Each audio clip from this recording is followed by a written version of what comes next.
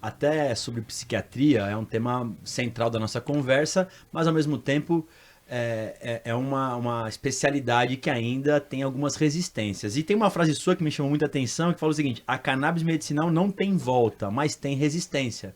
Acho que até fruto disso você acabou depois se desligando da Associação Brasileira de Psiquiatria. Eu queria que você pudesse contar um pouco sobre essa frase, o significado dela e, claro, aí também a sua decisão de poder deixar a Associação Brasileira de Psiquiatria. Sim.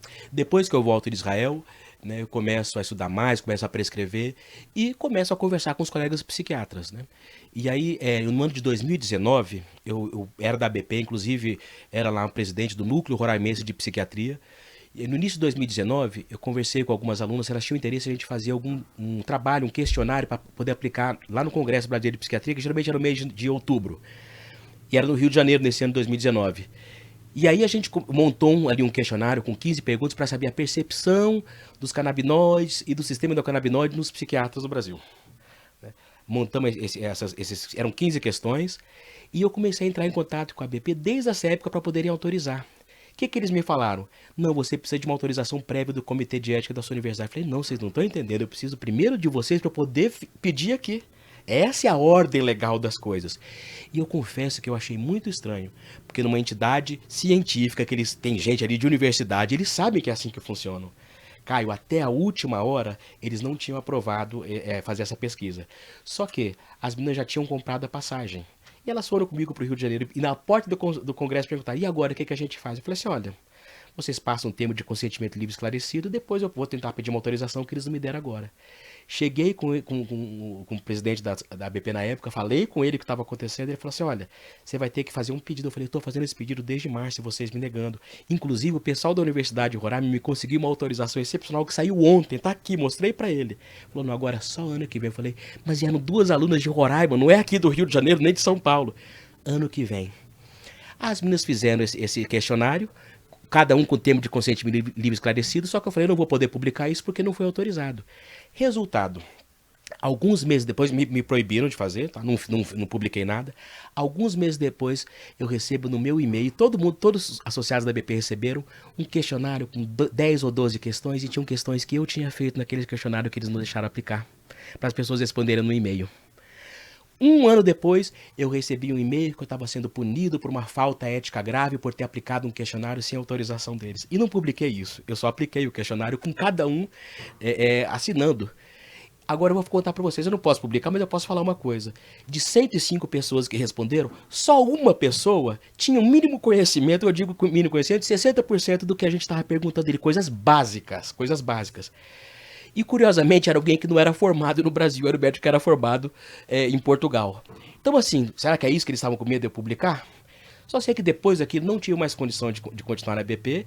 Então assim, e eu percebo que tudo quanto é palestra, eles colocam pelo menos um tema para poder falar sobre a cannabis medicinal. Bem, não é. Eles só querem falar as coisas ruins. Eu não vi uma palestra que eles falavam alguma coisa positiva sobre o uso medicinal da cannabis. Pois é, a gente já tinha um pouco desse diagnóstico, porque realmente existem muitas resistências ainda, especialmente nesses órgãos que são mais institucionais. A gente tem uma dificuldade hoje, por exemplo, doutor Wilson, no próprio grupo de trabalho que regulamenta a nossa lei estadual. Aqui nós vamos falar um pouco sobre isso também mais à frente. Mas voltando a essa resistência, você enxerga que, dentre outros motivos, mas o principal é a formação do profissional aqui no Brasil, na universidade, ou você enxerga outras falhas? Eu acho que a formação, a falta de formação, melhor dizendo, sobre esse tema nas faculdades, Sim. ela só preenche mais um recheio de um bolo maior. Mas eu acho que o preconceito prévio com a maconha em si, com a substância, eu acho que isso já acaba atrapalhando, inclusive, o próprio estudo. Então, você vê que hoje pouquíssimas universidades ensinam sobre o sistema endocannabinoide, que é um sistema fisiológico que foi descoberto aí, bem descoberto ao longo da década de 90, comecinho dos anos 2000, né, foi bem estabelecido. Hoje já tem nos livros de farmacologia, nos grandes livros de farmacologia, você tem lá um capítulo sobre o sistema endocannabinoide específico sobre isso. Né? Infelizmente, ainda não tem num livro clássico, que é um livro de fisiologia chamado Guyton, que a gente estuda na faculdade, mas já tem nos livros de farmacologia. Então, não justifica a gente não ter mais isso isso na faculdade. Agora, o que é louco é o seguinte, que já tem remédios que trabalham nesse sistema fisiológico conhecido, na farmácia, não só para importar, mas na farmácia, e ainda não está se ensinando isso nas faculdades. Isso para mim é um descompasso. Então, realmente, eu acho que tem essa questão da formação, né? Eu estou lá na Paraíba, a professora Kate conseguiu montar 4, 5 anos atrás uma disciplina de sistema endocannabinoide e aplicações clínicas da cannabis sativa. Ela tentou montar no curso de medicina, o colegiado lá não aprovou. Tentou montar no curso de farmácia, que é o curso original dela, também não aprovou. Ela conseguiu aprovar no curso de biomedicina. Já faz uns 4 ou 5 anos. Ano passado ela me chamou para trabalhar também com ela lá, então eu também estou ajudando ela nessa disciplina. Mas aí você vai ter na universidade lá de Juiz de Fora, tem uma outra também que... Aqui mesmo em São Paulo tem uma também. ABC, né? ABC, Exato. São poucas, a gente conta na mão mesmo as universidades que têm essa disciplina como um foco de estudo. Então isso falta, mas eu acho que tem a questão do preconceito também. Preconceito. E você considera que o mercado farmacêutico tradicional também ajuda nesse processo de dificultar o acesso para poder eventualmente travar um pouco dos avanços das associações que fazem um trabalho importante também, doutor? Olha, existe uma máxima que se a gente não pode no inimigo, a gente junta com ele. Já faz muito tempo que a indústria farmacêutica percebeu isso, né? Então, os canabinoides eles tiveram como patente de 2003 a 2019, tiveram 16 anos de patente. Os canabinoides foram estudados como antioxidantes e neuroprotetores, e isso é uma patente norte-americana. Tá? Depois que abriu 2019, que abriu a patente, várias universidades, várias indústrias farmacêuticas estão pedindo patente de canabinoides. Às vezes algum sintético, às vezes um canabinoide da planta mesmo, mas com uma outra molécula junto, mas a gente está falando de muitas e muitas patentes que têm saído. Então, assim, a impressão que eu tenho é que a indústria farmacêutica, ela está esperando o momento certo para poder explodir com tudo isso, mas ela, de alguma forma, eu acho que ela não que ela atrapalhe, ela quer a coisa mais para ela, não quer que a coisa fique mais popular ou mais acessível. É essa a impressão que se dá. Perfeito. No mundo mais real, sobre evidências do ponto de vista da psiquiatria, onde é que se encontram as condições onde podem ser tratados pacientes na psiquiatria, Dr. Wilson? Excelente pergunta, né? Como a gente sabe, na medicina baseada em evidência, a gente tem níveis de evidência, né? Então, lá no topo estão as revisões sistemáticas, ou seja, daqueles estudos duplo cego que a gente faz, e aí vários estudos duplo cego você tem uma revisão sistemática. Esse é o topo da evidência, para você dizer que tem a melhor evidência possível. Como na psiquiatria, e quando a gente fala em cannabis, a gente tem uma dificuldade de fazer estudos, a gente não tem ali meta-análises tão significativas na maioria dos transtornos, mas a gente tem já estudos duplo cegos em alguns transtornos de uma forma bastante significativa. Então, eu diria assim que o maior grau de evidência que a gente tem hoje, e digo que precisamos de muito mais, mas é relacionado ao autismo, é relacionado ao transtorno de Tourette, né, e é relacionado ao transtorno do estresse pós-traumático e dos transtornos comportamentais nas demências. Tanto é que autismo e transtorno comportamental nas demências, hoje em dia, na verdade desde o ano passado, já pode ser primeira escolha em Israel, por exemplo, para um médico decidir. Não precisa ser mais para uso refratário, para autismo e para transtorno comportamental nas demências, né? A gente começa a ter algumas evidências também, mas precisam de mais, em ansiedade, em sono. O CBD, o canabidiol, como um antipsicótico muito potente, já foi comparado com a milsulpirida, que é um antipsicótico. Só que assim, as doses que se usam como antipsicótico são doses altas, e aí não fica econômico utilizar ele como antipsicótico. Mas em situações onde o paciente não melhorou com nada, pode pensar como uma ferramenta terapêutica a mais, né? E existem alguns casos que é ao contrário, que você contraindica os produtos à base de cannabis? Sim, de uma forma geral, pacientes com quadros psicóticos, tipo esquizofrenia, a gente evita de prescrever o canabidiol, na verdade, o THC, né, e o canabidiol, de preferência o Broad, aquele que não tem THC.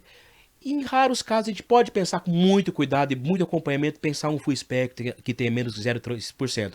Mas tem essas situações que a gente tem que tomar cuidado, sim. O importante é o acompanhamento, né? E tem nesses casos, por exemplo, a gente falou aqui sobre o preconceito dos médicos de forma geral, mas na psiquiatria, talvez por tudo isso, ainda tem um pouco a mais. Você percebe que esse comportamento tem mudado de um tempo para cá? Existem mais psiquiatras que estão buscando se informar, que querem poder participar de algum curso de qualificação? Bem, de uma forma geral, a gente percebe que tem havido um interesse maior ultimamente, mas eu ainda acho que é muito pouco, poderia ser maior. E geralmente esse interesse acaba surgindo de pessoas que estão ali atentas no consultório que tentam se despir do preconceito e observa às vezes que um paciente começou a tomar eventualmente com outro profissional ou por conta própria um canabinoide, está melhorando e a pessoa fala assim, opa, peraí, alguma coisa acontece. Eu já conversei com muitos psiquiatras que procuraram por conta desse tipo de coisa. Mas isso não significa que para todo mundo que chegar com bons resultados, o psiquiatra vai entender que aquilo funciona ou que vai estimular ele a estudar. Às vezes isso pode, de alguma forma, inconscientemente até travar o psiquiatra e falar assim, opa, peraí, paciente sabe mais que eu? Como assim? Perfeito. E ao contrário, no caso dos pacientes, Dr. Wilson, eles também têm resistência quando o senhor aborda essa terapia, ou os pacientes, por incrível que pareça, talvez por mais desconhecimento que tem ali de uma formação acadêmica, eles são mais abertos ao tratamento? Olha, de uma forma geral, são mais abertos.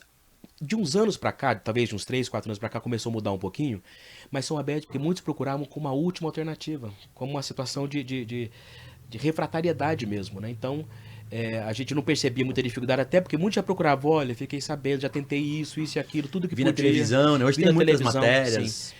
De uns 3 anos pra cá, a gente começa a ver gente assim que às vezes já vem procurando já com essa ideia de ser a primeira escolha. Só que a gente tem que fazer uma boa anamnese e ver se realmente a pessoa tem essa indicação ou não. A gente tem que, na verdade, ser muito sensato, ser muito assim claro com as pessoas para dizer, olha, você pode melhorar até aqui, a gente não tá te prometendo cura, não é bem isso. E isso é muito importante, né? Trabalhar com as expectativas da pessoa e da família, Para não né? frustrar Pra também. não frustrar, claro. Sobre os estudos, como o senhor está numa universidade federal, que tem também isso como mote principal de existência, queria que você pudesse falar um pouco a respeito de como estão hoje os estudos, se existe algum caminho para busca de evidências mais robustas nessa ou naquela patologia. Na Universidade Federal da Paraíba tem algum estudo sendo aprofundado sobre o tema? Sim, a Universidade Federal da Paraíba, assim como a professora Kate criou essa disciplina lá uns anos atrás, ela também lidera algumas pesquisas, né? Então já teve pesquisa lá com o uso do canabidiol full espectro para pacientes com autismo, né? Um duplo cego, um estudo muito bom do professor Estácio, né? Psiquiatra infantil, né? Fizeram recentemente também um estudo para ansiedade, já fizeram em modelos animais a questão de hipertensão, como tratamento para hipertensão, né? E atualmente a gente está fazendo um trabalho para verificar como o canabigerol pode agir em adultos com TDAH, com ou sem tratamento concomitante. E a gente vai talvez falar um pouco mais para frente desse trabalho, né? Excelente, excelente. A gente aqui tem sempre essa dificuldade, né? Como eu já lhe disse, no grupo de trabalho que foi formado, a resistência sempre é dita, olha, a medicina é baseada em evidências e não existem evidências para essas condições. Você está me trazendo aqui a informação de que 40% do que os psiquiatras, por exemplo, prescrevem estão fora da bula, ou seja, não estão na medicina convencional. Sim. E tal. Isso seria uma justificativa para a gente poder avançar com as patologias? Claro que seria uma justificativa, né? Porque tem 2 pesos e 2 medidas, né? Uma outra coisa que muito fala assim, mas essa substância pode ser utilizada como abuso também. O canabidiol ele não tem um efeito psicoativo que vai levar a pessoa a ficar... Ele tem um efeito psicoativo, mas não um efeito psicotomimético, um efeito euforizante que vai levar a pessoa a querer utilizar dose maior e ter um efeito euforizante com isso. O THC pode ter em doses maiores, essa é uma realidade, né?